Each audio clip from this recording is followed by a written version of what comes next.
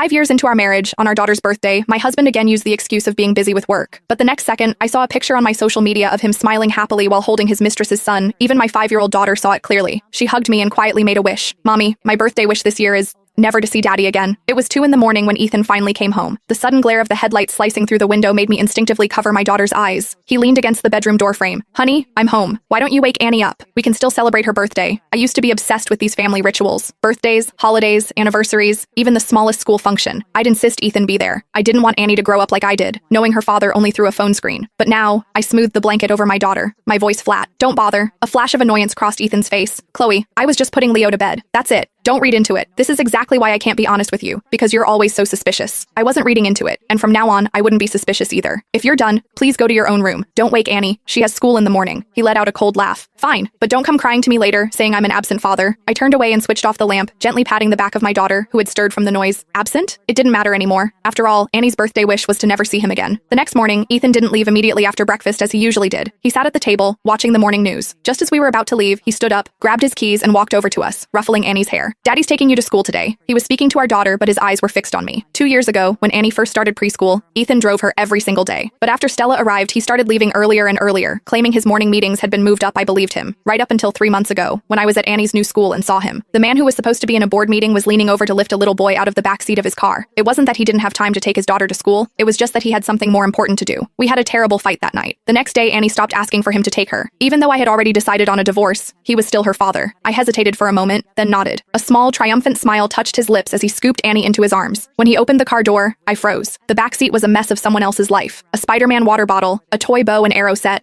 a woman's shawl tossed carelessly on the leather tucked into the seat back pocket was a framed family photo. He followed my gaze and his expression soured. Stella put that there. She said it makes Leo happy. He shot me a warning look. Don't start. It's not a big deal. The old me would have shattered the frame, would have screamed and cried and demanded to know where Annie and I stood in his heart, but the new me just nodded. It's a nice picture. He stared at me, confused. You're not angry? Angry? Maybe I should have been, but all I felt was a vast, hollow emptiness. It was almost funny. How could a man as sharp as Ethan not see through such a clumsy, transparently manipulative tactic? The answer was simple. He saw it. He just didn't care. We should go, I said. Annie's going to be late. His lips tightened, but he said nothing, just opened the driver's side door. As I was about to lift Annie into her car seat, his phone rang. The ringtone was a cheesy children's song. My dad is the best dad in the world. A little boy's frantic sobs filled the air. Daddy, Daddy, where did you go? Don't you want me and Mommy anymore? Ethan hung up and without a single glance in our direction, slid into the driver's seat. Leo's asking for me. I'll have the driver take you today. The black Maybach sped away, leaving us in a cloud of exhaust. I knelt down, worried about Annie. Daddy had an emergency, sweetheart. Next time he's free, we'll all go together, okay? Annie looked at me, her expression startlingly mature for a 5-year-old. Daddy's never free, Mommy. All his time is for Leo and his mommy. That evening, Ethan called. Chloe, I'm going to be late tonight. Leo's sick. Okay.